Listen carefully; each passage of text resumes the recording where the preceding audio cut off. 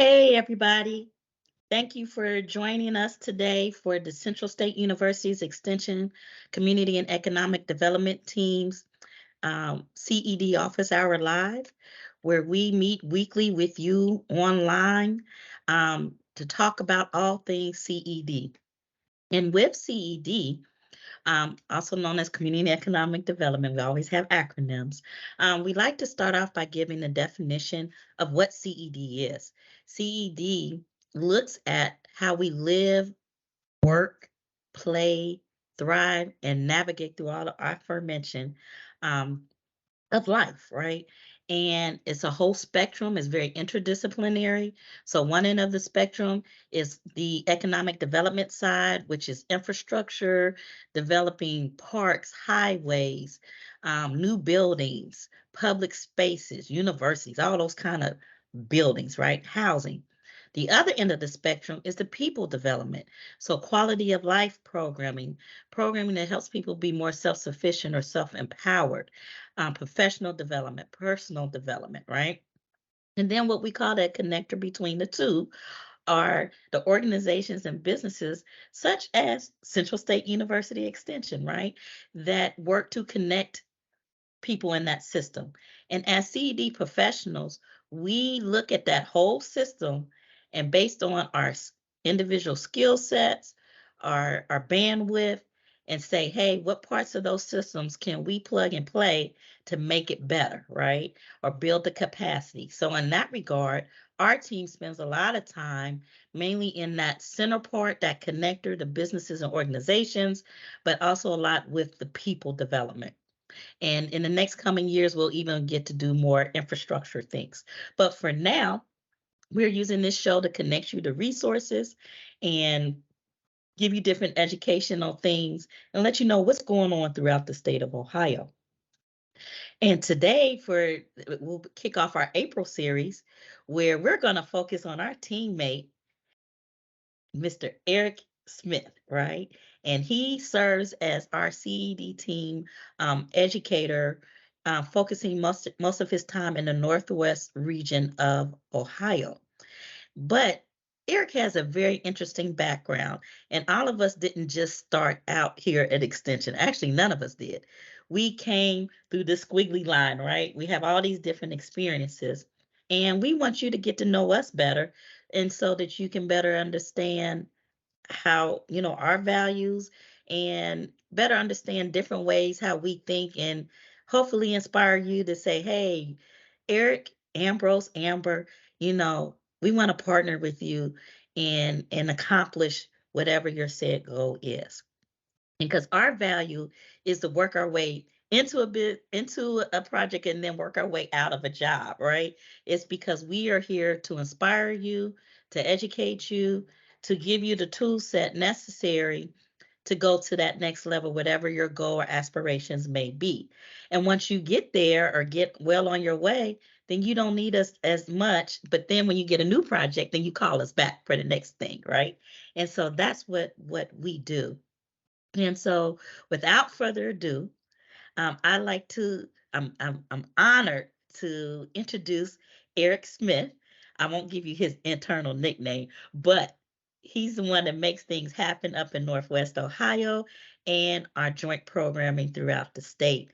And Eric um, has some international economic development experience. So we're going to start on that part of your journey and path, and then how you came back stateside and you worked in Michigan, as well as in the Central Appalachian area of Ohio, um, and all of those things, and how those experiences helped you to do what you do so well today. So we'll start there as our beginning point. So, Eric, I'm going to turn it over to you. And thank you for joining us, Megan and Shelby. All right, No wonderful. problem. Wow, thanks, Amber. So good to be here. And Ambrose, I really appreciate the opportunity to talk through a little bit of this. Um, so squiggly line, squiggly line it is. That got me to this point as a CED. educator with Central State University. So I want to share my screen. I want to show you a little bit about kind of where my journey started. Oops. Yeah, so interesting.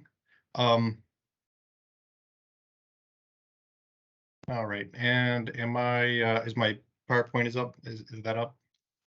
Yes. Awesome. Yeah, so thanks for having me again, extension educator, serving Northwest Ohio.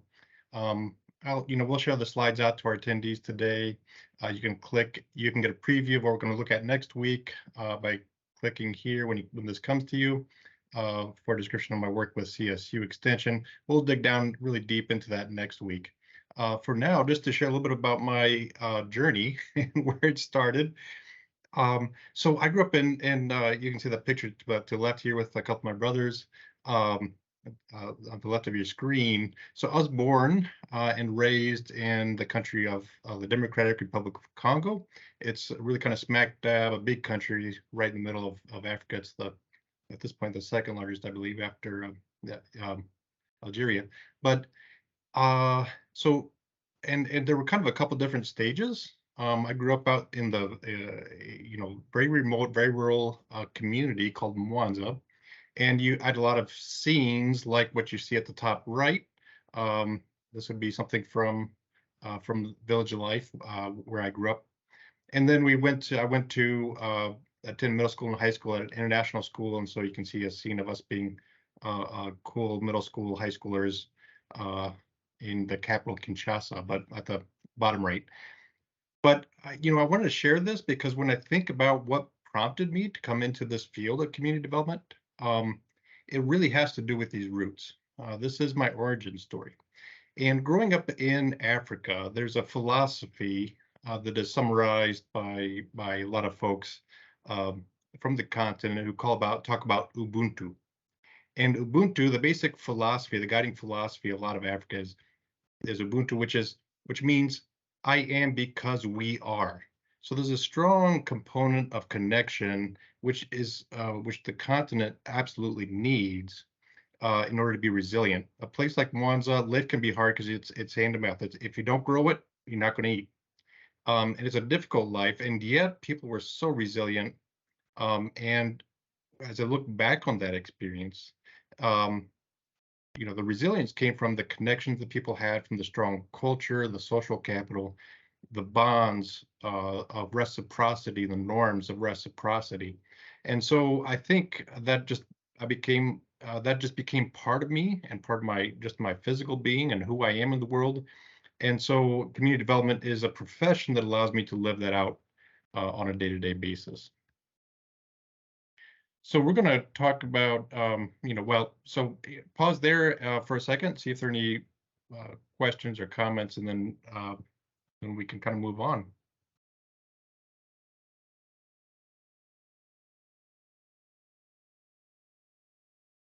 So the question, of course, is what does that mean? What is community development? The short phrase I use when I'm trying to describe this to people is community development is helping people and communities name and attain their preferred future.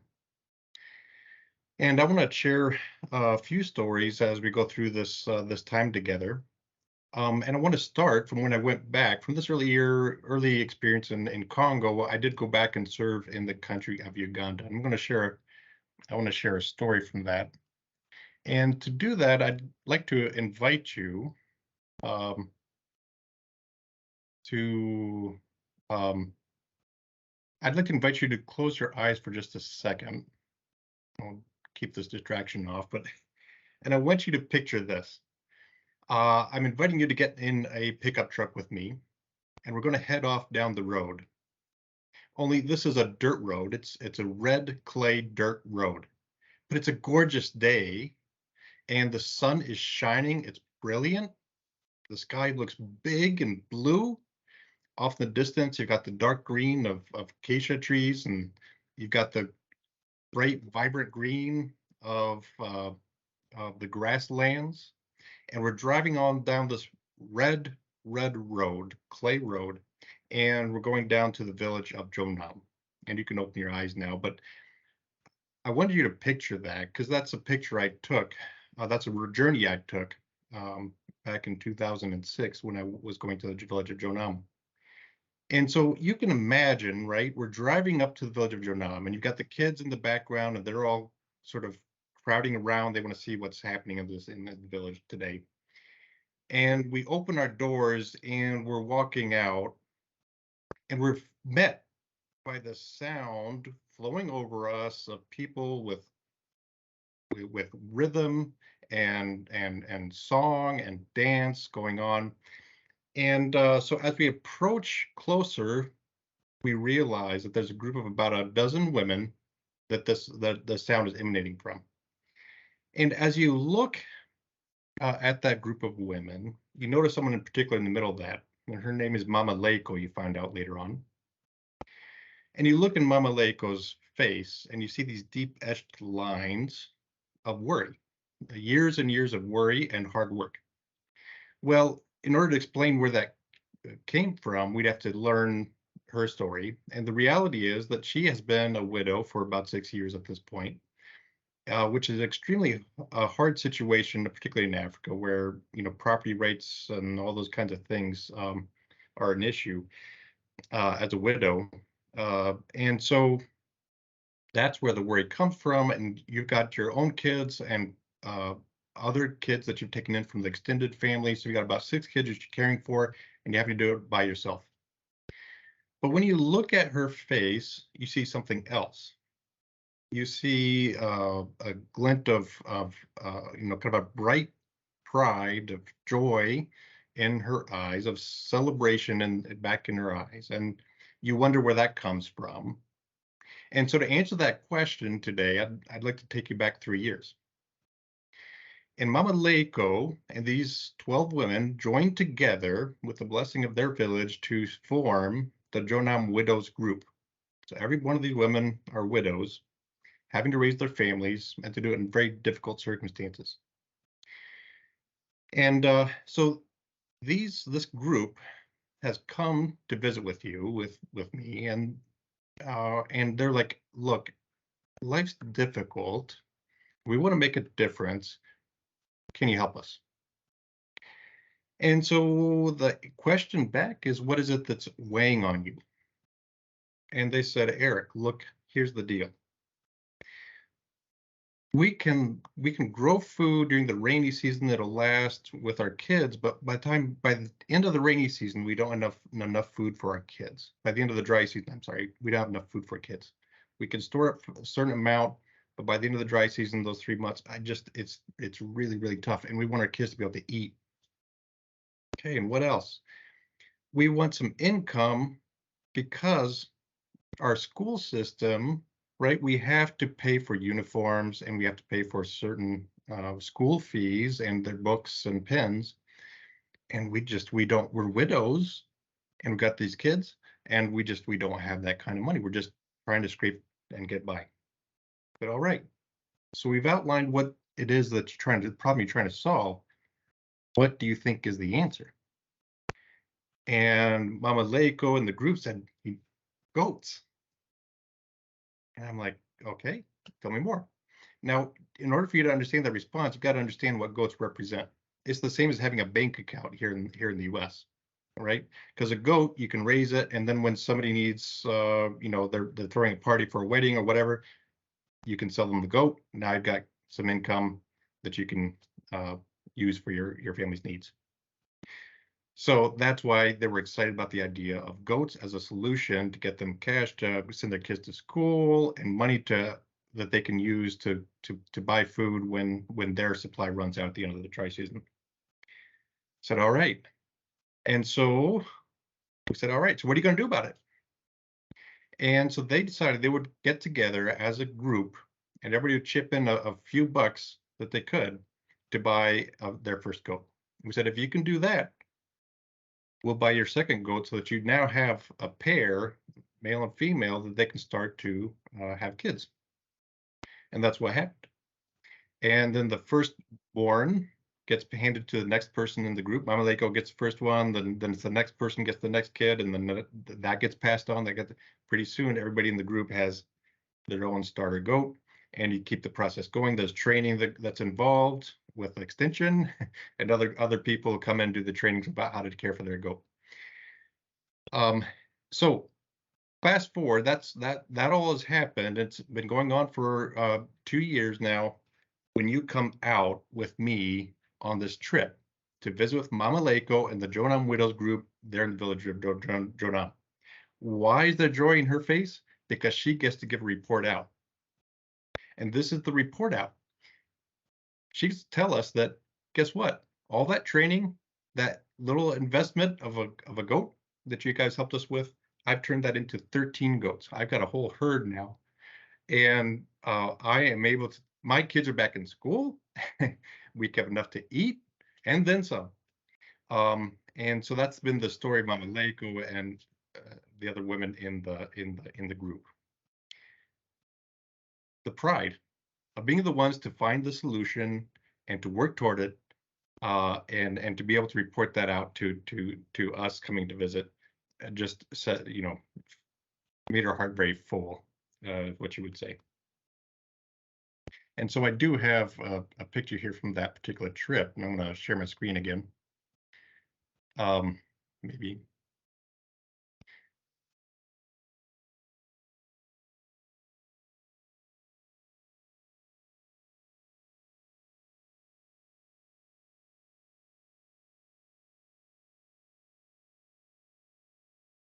Should be flow more easily, but that's what we've got. All right, so I was a program consultant at the time with World Renew, and it wasn't just Jonam, but we were serving about 115 different community groups. Up at the top is a co-op that we got started.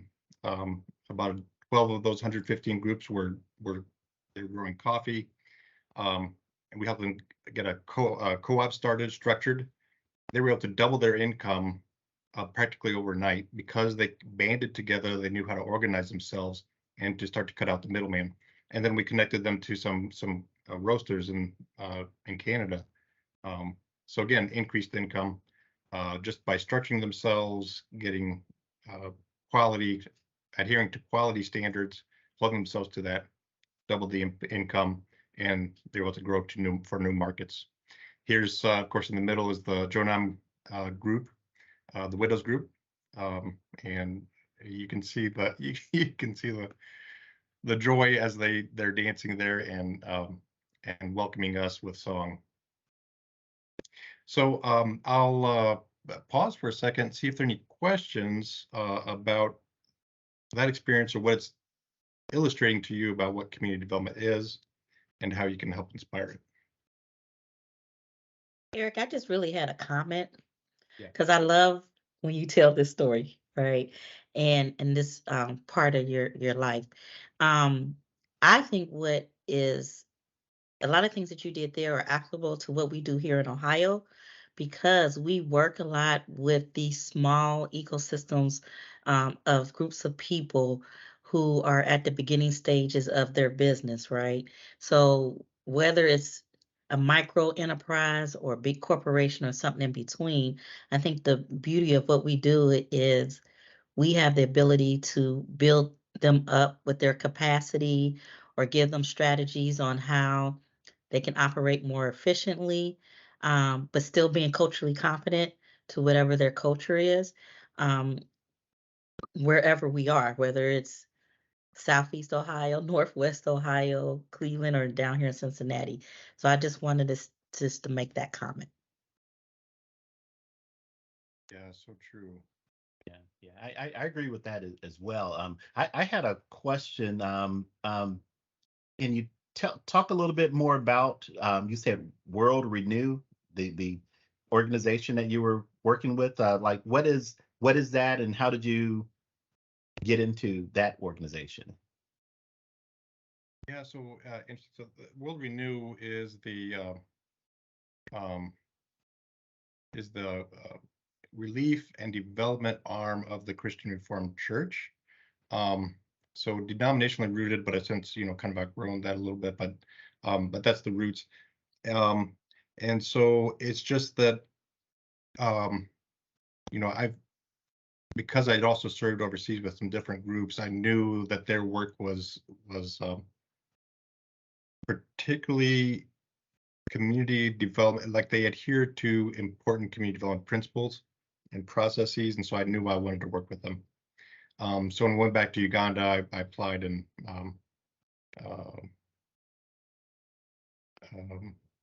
yeah, they accepted me to be working in Uganda. So I served in the far northwest, the western northwest region. But that's their goal. So they have a relief arm that in the international development world, what you have is you have people do relief work really well. And so that's where, it might come in after might come in after an earthquake, or it might come in after, in our case in Uganda, we would have floods sometimes in southeast Uganda.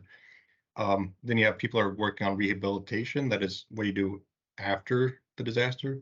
And then you have community development folks, and so we kind of bridged all of that, but I was in the community development unit.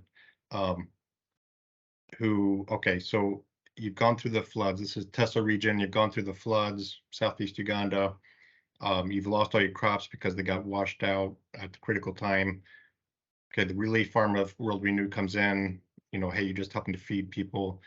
The rehabilitation arm comes in and provides people with seeds, just so they can get food started. They can start the growing process. And then development arm, people like me come in and will say, okay, so what do we do from here? Let's not just build back to just where you were, but how do we build back even beyond that, to where you're really being truly self-sufficient and achieving the life that you want. And so that's So that goes back to the definition, right? Is we're looking at the whole system from a bird's eye view and then saying, how can we plug and play to make something better and sustainable? So that's a perfect example of that. Yeah, so if you go back here, the thing, just to your point, there,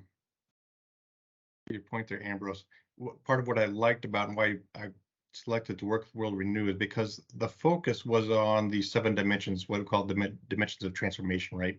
Shared vision, sense of community, ownership, leadership, the right assets, knowledge, and skills that they need, right? So how to grow the goats, for example, or we also worked in health, we also worked in, lots of sectors, ag, obviously,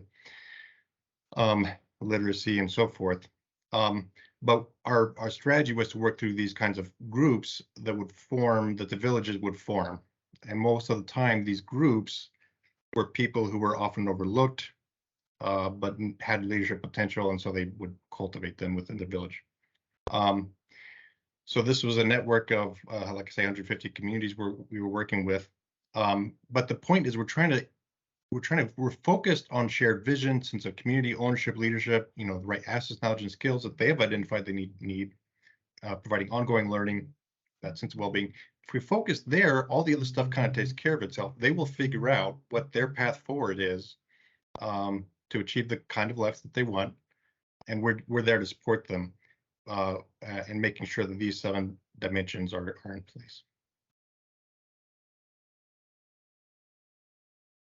So I thought maybe I would spend a little bit of time coming, back to the U.S. If that's all right with you, Amber and Ambrose.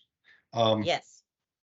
Come back to the U.S. And tell a story from. I'm going to pick a story from Springfield. And as we dive into that, let me just say real quick, I've woven this presentation around what I call the 4 Ps, right? So possibility, people, partnerships, and place.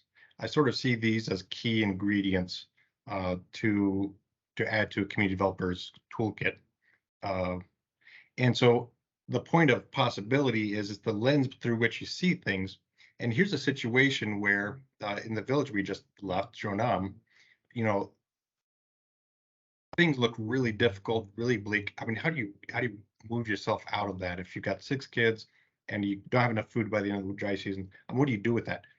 So in every situation, whether it's that or any of the stories, I'm always coming in as a community developer with the idea of possibility, right? So I'm trying to help. A big part of this is, you move forward when you've got a sense of possibility that's ahead of you, a future story that you can live into. And so that's a really important ingredient for making change happen. So possibility, I want to move into talking about a US story now. This is an urban story, Springfield, Ohio. And I want to introduce you here to Miss Denise. And of course, Christina Skies will always be special in my heart. But so I want to, if you would, close your eyes again, and I want you to picture this. It's an elementary school. It's a bright day outside, but we're inside. We're in an elementary school in a cafeteria. There's about 60 kids and their families, you know, mingling and connecting over some supper. And this is in the afternoon. School's been let out. These are kids who are part of the after school program. And so I want you to picture that, and I want you to picture I'm in the back of the room with Miss Denise and some Vista volunteers, and we're serving these families tomato soup. And these kids are coming up and we're dishing out soup, and then they're carrying that back to their families, kind of demonstrating servant leadership. But I want you to know that that particular day when we're dishing out that tomato soup, I mean, my heart is so full, like I'm almost choking up in tears. We're doing this alongside Miss Denise.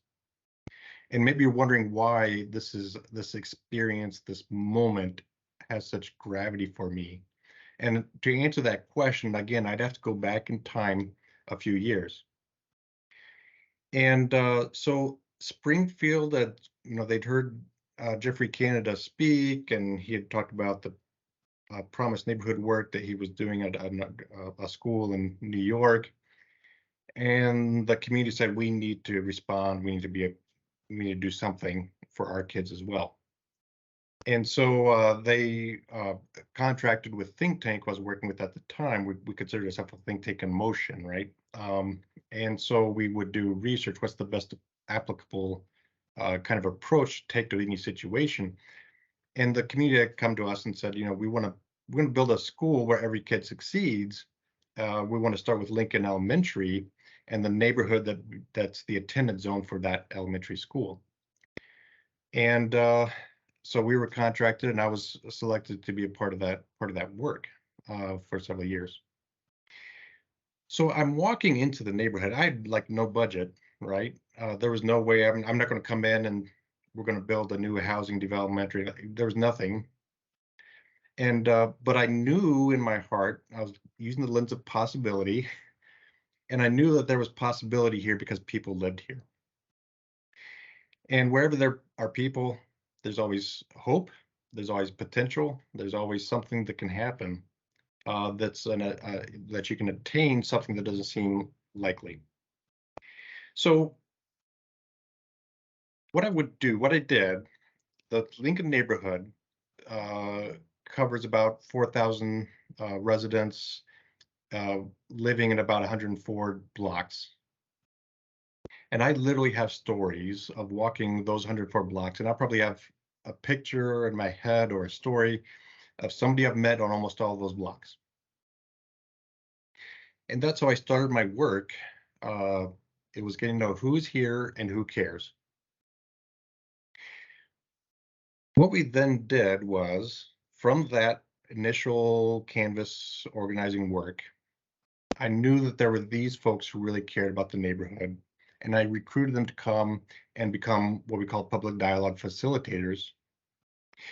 And so we did day-long training, and we developed a curriculum together. And then they would go out, and we spent several weeks where they would invite their neighbors and ask basically the question of, this will be a great neighborhood for our families and youth when ... And at the end of this process, and I was using a process called Dialogue to Change, kind of an adaptation of the community circles framework that's used a lot in Europe and elsewhere with effect. But so these neighbors were coming together, they were talking in their homes, and the people leading it were residents leading the discussions, and they were doing charts on the wall and different little activities. And then we came back together for what's called an action forum. And that's where we had all the flip chart paper. We put them up on the wall. Each of the public dialogue facilitators were like sharing what they had heard and learned and the patterns that were emerging. People were going around and seeing all the different data points on the wall, what people had talked about. And then we started to sift through all that as a neighborhood group and start to think about what is the neighborhood telling us? What's the priority? And then we categorized that in about 10 different things. And then before we left, we took sticky dots and we put them on the which of the 10 different things do we think we should start with? And one of those was the idea that we need to feed our neighborhood, we need to feed our families, we need to feed our kids better. There, of course, was safety and activities for kids, and hey, we need to just get people out together, and there was other things. But one of those top priorities in that first round of talking was we need to feed our neighborhood better, our residents, our families. And of course, people were thinking about Christina Sky here as an example.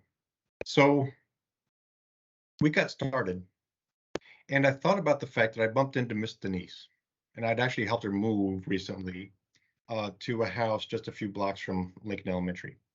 And Miss Denise is just an amazing woman. Now she's from the Bronx, and she's got a personality like you do not get in her way, right?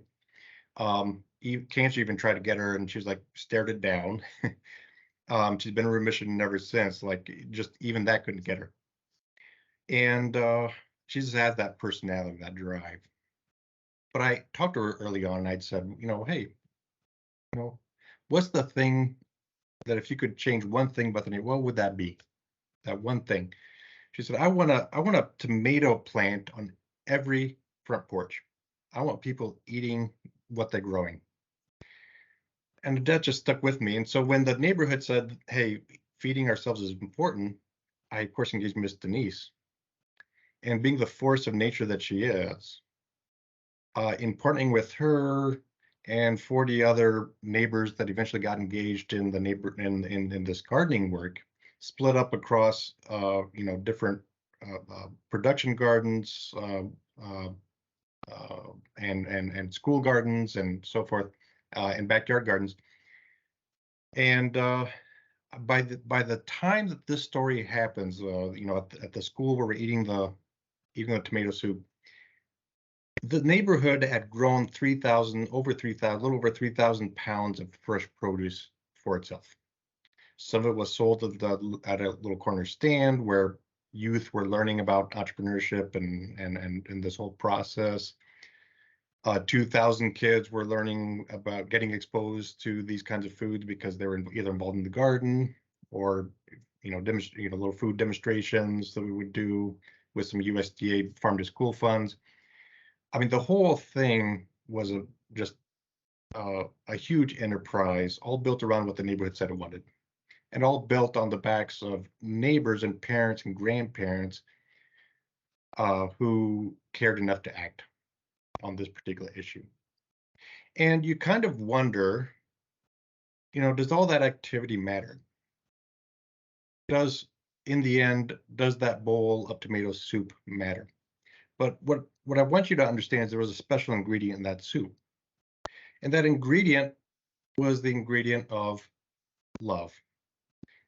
This particular day, that soup was cooked by some Vista volunteers and some residents using Miss Denise's grandparents' recipe, which tasted fantastic, but with tomatoes grown by the residents themselves and given away for the purpose of feeding their kids well here at the school.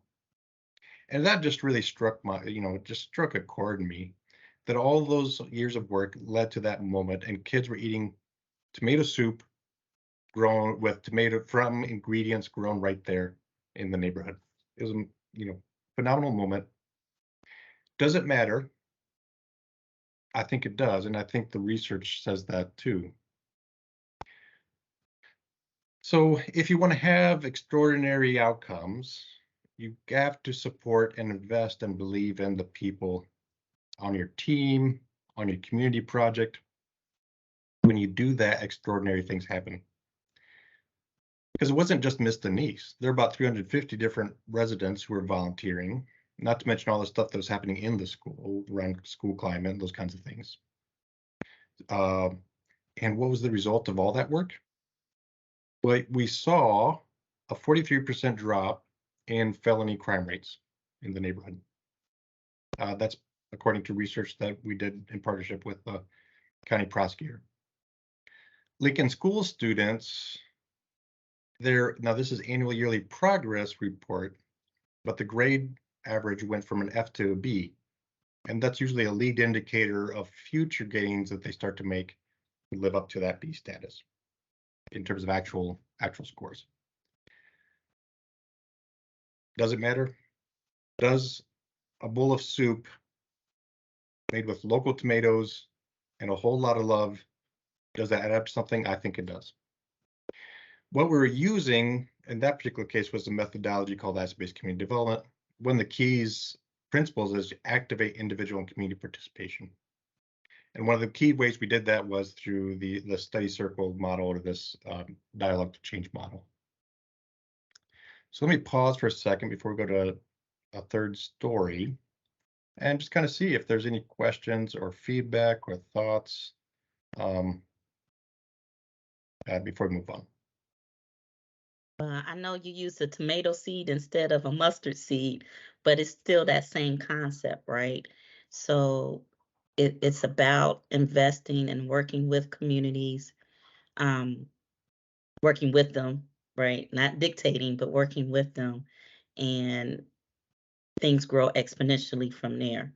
And as you stated, the that is the reduction, the crime reduction piece.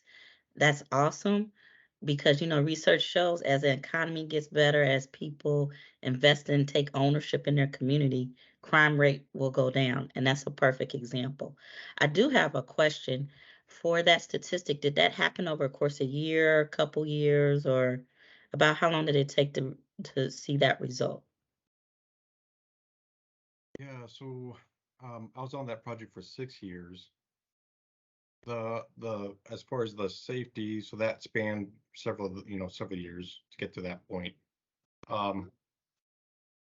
For the school outcomes, the state of Ohio changed how it did scoring. I would rated the stuff after 3 years, they started making all these changes. So I don't have good data, but it was 3 years. It took 3 years to move from that F. Now this is annual yearly progress report. I mean, that's not their point in time snapshot how they did on the score.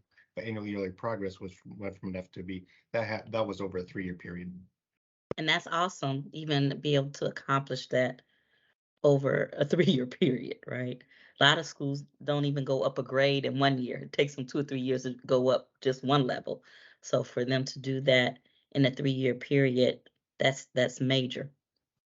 And people are in relationships, right, with each other, and that sense of community to me is always critical, no matter what you do, no matter what the subject is, right? I wanted to also let you know Shoshanda had a comment that she typed in the chat. She said this is beautiful, referring to the story that you just talked about, and that she loves how the communities were served with that special ingredient, love. And speaking of that, I have to agree with that. And I think that is really our foundation as a team. I mean, I know it's our work, but it's really our mission work, right? This is things that we are passionate about and truly vested in. And I think Shoshanda's comment really encapsulates how we work and our value system. So thank you for that, Shoshanda. Yeah, I mean, I don't know about you guys, but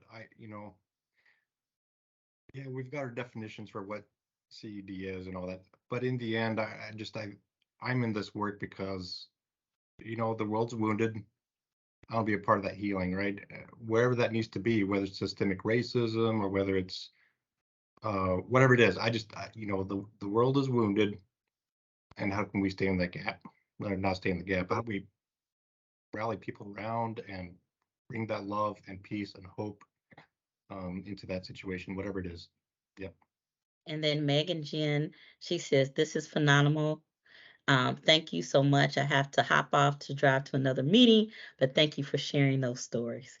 And I always tease Eric because he is the master of the storytelling. So a lot of times when we have joint presentations and we need to make sure we set that room and the tone straight, he gets voluntold, like, Eric, we need you to start us off and get everybody, where they need to be in the right headspace so that we can get this education on, right? Or whatever we're working on. So um, he is our master storyteller. So are there any other questions or comments at this time? Okay, well, go on with your presentation. Right. So I think for this next piece, we'll talk about gotta have a rural Mhm. story in there. Yes. So I want to share about that, and then maybe that's what we have time for. We'll see. But we also need to get through. We talked about possibility, right? In the first story, right? No matter how difficult the circumstance, if people are there, there's hope, there's possibility, there's something to build on. We definitely saw that in that second story, but also, well, we just thought, hey, Miss Denise had a passion, and if you believe in that, and people can make the extraordinary happen. And so the other thing I wanted to make sure is then how you take what individual people bring and you multiply it through partnerships. And so this next story is really great illustration of that. As I go to share, I want to set the table again with just painting this picture, right? I want you to picture a produce auction. And I don't know if you've been to a produce auction, but it's exactly like it sounds like. So farmers have been producing corn and beans and tomatoes, and it's all on this auction floor. And then your people making bids for the mums or whatever, um, making bids, and it goes to the highest bidder.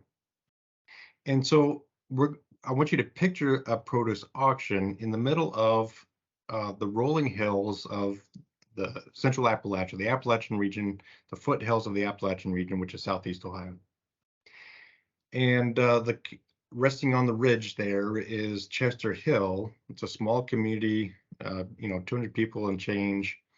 But it's experiencing decline. It's wondering what do I do? And so it's into that mix, um, you know, uh, comes the Chester Hill Produce Auction. And I don't know about you, but I'm wondering about all these bushels and boxes of this and that and the other. I mean, it comes, and over the course of a couple of hours, it's all gone, and it's gone. Where's it gone to, right? So I want to answer that question, but in order to answer that question, I've got to go back 10 years. All right. And so Chester Hill is experiencing that pain point of, population decline, economic decline as a result. What do we do?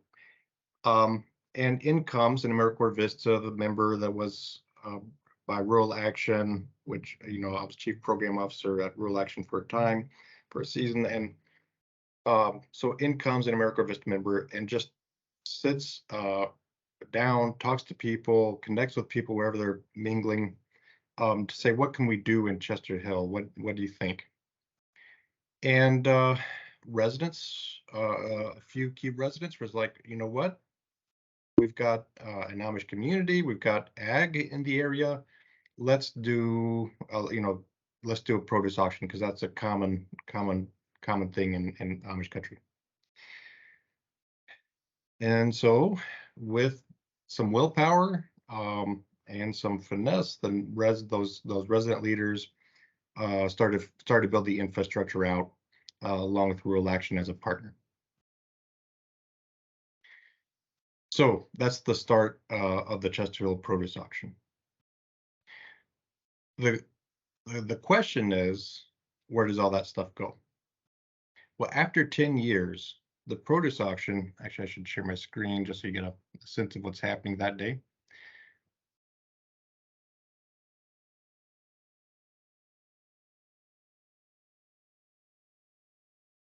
after 10 years,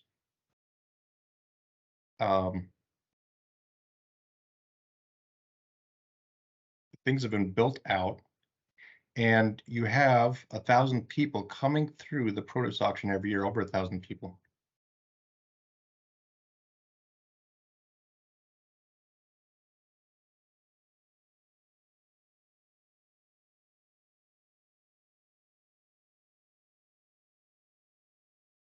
Oh gosh, clicked the wrong thing here.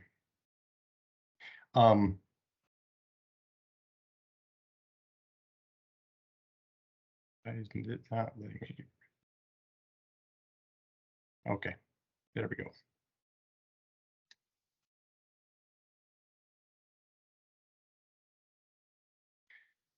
go. So here's the old produce auction, and you've got so here's what's happening. I mean, you've got folks from Chester Hill, maybe they're elderly. They're coming here, and they're sitting on the chairs, and it's an experience. They're getting out, from the seclusion of life in their home, and they get to experience humanity with this time at the auction. You have Ohio University students that are coming out. They're doing it because they believe in local food and buying local, and these are naturally grown produce, and they want to be a part of all that. You have the farmers who are growing it, and some of them are delivering it in horse and buggy. Some are coming with their trucks to deliver the produce. And then it's going all different places. Once the auction is done, things are wrapped up. Almost all of this that you see in front of you, all of it's going to be gone in the span of a couple of hours. And it's going to different places. And some of it's going to the restaurant, like you see here. We've got a chef picking up his supplies. And some of it's going to restaurants in various places. Some of it is going to at the Athens School District, where they're going to have a fresh food. They do every year. They do a big thing in the spring, fresh food, crisp apples, and so forth. Some of it's going to Federal Hawkins School District, where they have a summer over the summer. They get worried about the kids not having food over the summer. They can feed them at the school during the school year. They're worried about the summer. They've converted one of their buses to be able to move food with some cold storage and so forth. So some of it's going there to feed families over the summer that need it. Some of the food's going to the Nelsonville Food Hub, and you have people that are going to process it, and then they're going to resell a value-added product to go and sell it somewhere. Some of it's going to get sold at the Oblinus Hospital, where they've set up a produce stand there at the hospital, paid for by the hospital in part to make it possible to do. So that's where all this activity, serving about 500 farmers and agribusinesses, and that's where it's going, is all those different places. But the cool thing is the Chester Hill Produce Auction is part of a food hub, and that food hub is linked throughout Central Appalachia through the Central Appalachian Network, who's a network of community development organizations, community economic development organizations, and you can literally find food that's been grown by Farmer Joe in Chester Hill, sold through the produce auction. You can find it in the Whole Foods in Kentucky, and it's all made possible by these partnerships, and it makes possible to impact the lives of over 1,000 producers who are selling over 29, almost 30 million in sales, and represents over $1,000, over 1,000 jobs in the local food industry. All of it built up through partnerships. At Rural Action, we talk about this exemplifies a process that we would go through called, that building towards sustainable development. We'd engage communities. We'd learn together with them. We'd find out what the local assets are, such as in this case, you have existing ag growers, you have producers, you have the Amish. Then you build the infrastructure, right? So the roof and the space and the cement, and as well as the infrastructure of the partnerships and relationships, and the training and so forth on GAP certification, etc. All that infrastructure helps to connect them to the market. So that's a quick summary of a pretty big story of Chester Hill. And I'll go ahead and stop sharing, and that's probably the last start we have. I had one more teed up, but I think we probably won't have time for that.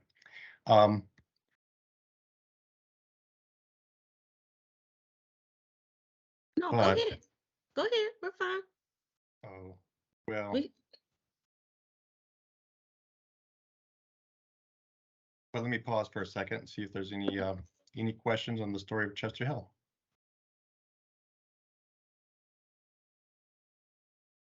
Or comments. Yeah, well, one of the things that the Chester Hill story reminds me of is kind of what the state of Ohio is doing right now. The state of Ohio's Department of Agriculture has the Ohio Can Commission initiative that they just started and this launched in December, but they're really just now getting started to really utilize the program. And it allows, for those who don't know, it allows small farm operations. You know, you don't have this big giant bulk, but it's kind of pooling that, and those that participate in that program have a direct impact on the food hub system throughout the whole state of Ohio, because that's who's buying, that's where those purchases are being made, that goes into the food hubs, and that serves the food pantries, you know, on the local community level. So that story just reminds me of the spirit of that Ohio Can Commission, Ohio Can Initiative. There was a Can Commission here in Cincinnati, so that's why I keep saying that. But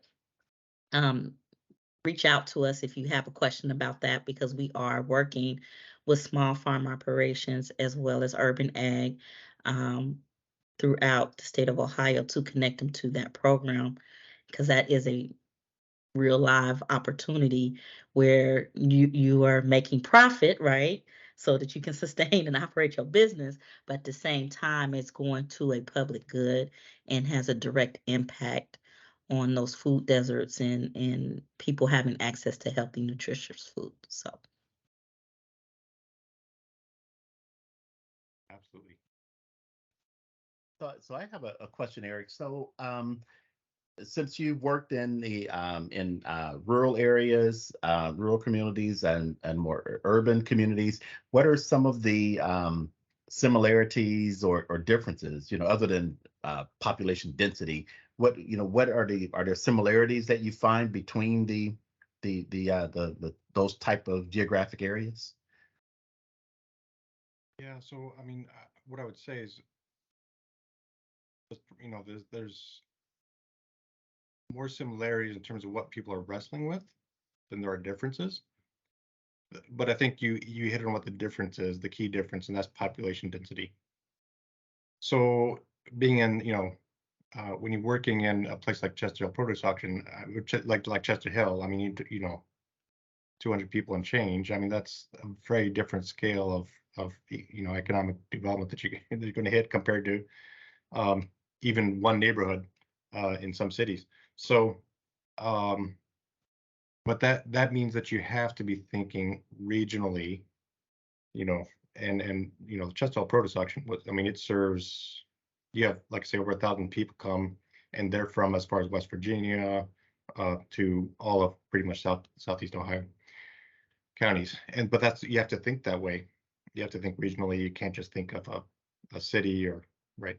So that's a key difference. Similarities are, you know, people are struggling with transportation. They're struggling with housing. They're struggling with, you know, basic services, um, you know, or core, a lot of core cities and your rural communities. Broadband's an issue, right? So a lot of the issues are the same.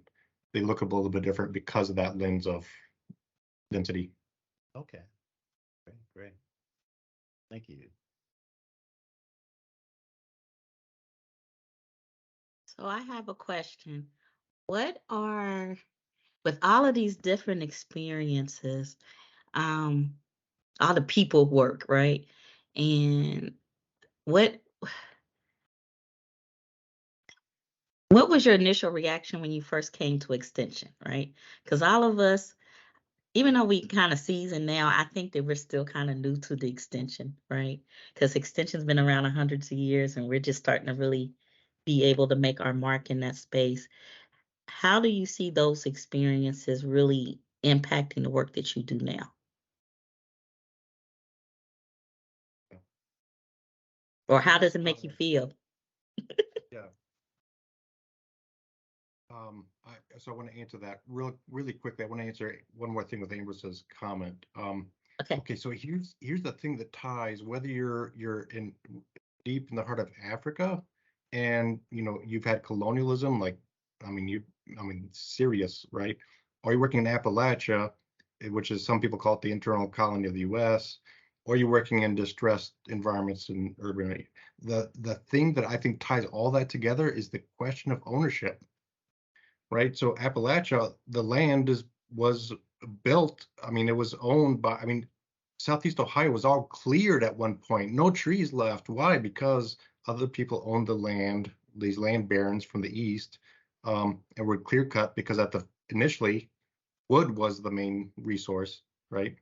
Um, but same thing with a stressed environment in a downtown. I mean, it's high rental properties. Springfield, Ohio, the Lincoln neighborhood, it's uh, home ownership I mean, it was flip flop. In most of the country, you're looking at 80%, 80 some percent home ownership versus, I'm sorry, 70 some percent home ownership versus 30 some percent renter occupied. Lincoln, it was flip flopped, 84% renter occupied, right? Ownership. So that's cut across all the stories. And so I think we have to be really smart about growing ownership of local businesses, ownership of homes, ownership. We got to build that up. That's it. Yeah, it's an equity issue. So, but coming to the extension, I think what attracts me to extension is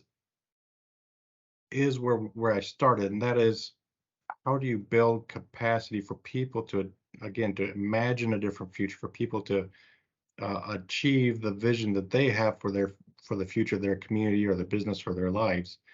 And that's at the heart of extension. And so to be in a position that ideally has resources to harness toward that vision, that's what attracted me here, and that's just pulls on me every day. To be a part of the extension family is it's a different lens on the world, and especially in the U.S., it's not a common.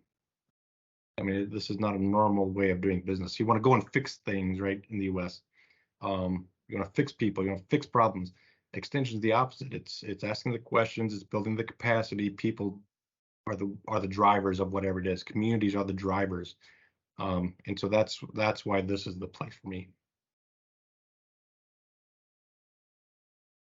I'd like to pose to the audience. Does anyone have any questions or comments? Because we're coming up on our time. So I will turn it over to Ambrose. So Ambrose, you can kick us off. You have that you have that look. So I know you got a closing comment for us. Yeah, well, well, I just wanted to thank Eric for sharing and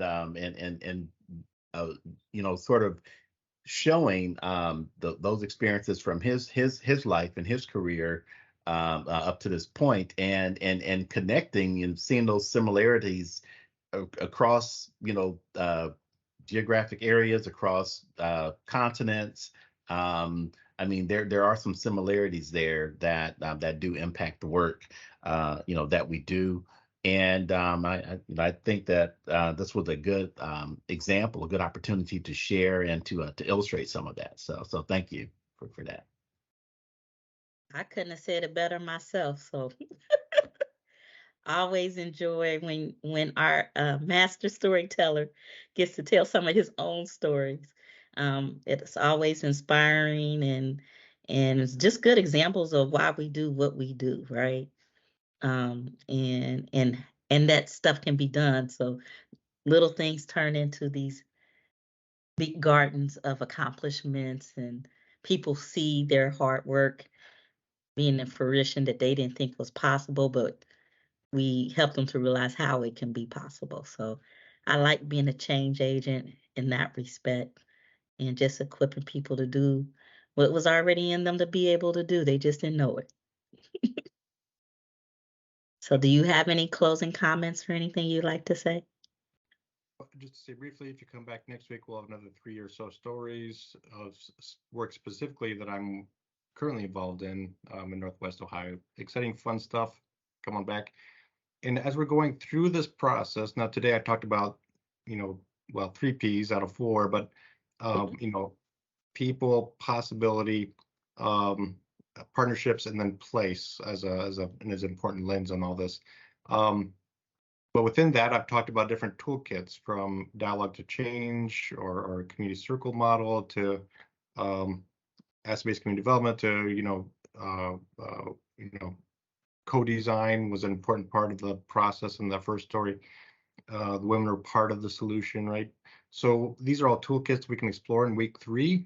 So if something strikes your fancy, let me know what you wanted me to kind of drill down on, and we'll go there. Well, that concludes today our April 6th edition of CED Office Hour Live, where we are talking about stories from the field, the life of a extension CED educator, right? And we focused on Eric's kind of some of his beginning inspirations, experiences that the state of Ohio gets to benefit from, right? And we talked about Eric's work in Uganda on that international scene in Michigan, a small town, urban community to small rural town areas, right? And everything in between. So look forward to continuing talking about all of our P's, our people, places, possibilities, and I forgot the other one, but people, places, and possibilities. And look forward to seeing everyone same time, same location next week at 2 p.m. on Thursday. And Shashanda is typing something. Probably saying thank you. Okay, it's not coming up. So we look forward to seeing everybody next week.